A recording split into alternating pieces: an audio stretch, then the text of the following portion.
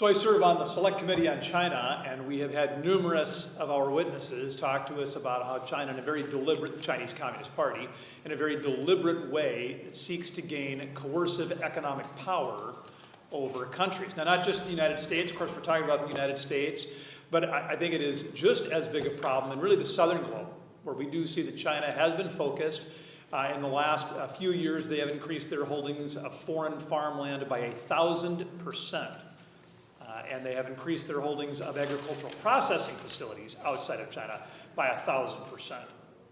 So we have seen that that is a way that they can advance Chinese interests through investments. And I could give you dozens of quotes from official documents of the Chinese Communist Party, but I'll just give you one as illustration. In a textbook that the People's Liberation Army uses to describe the views of Xi Jinping, it says, "We must gain a grip on foreign government leaders and their business elites by encouraging our companies to invest in their local economies."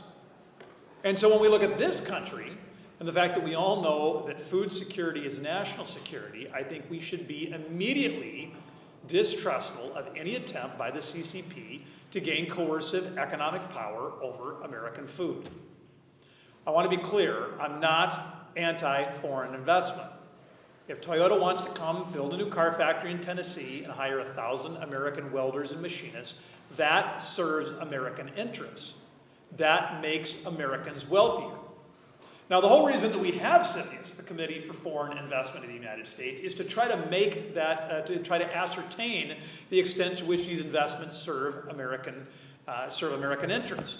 I think CFIUS, for far too long, has had their eye off the food security ball, as evidenced by the fact that although there are a number of cabinet secretaries with a seat at the CFIUS table, the Secretary of Agriculture has never been one of them. And a number of the bills that we are talking about would put the Secretary of Ag or his or her designee there where they belong. And I would just close by noting that this is a strongly bipartisan push.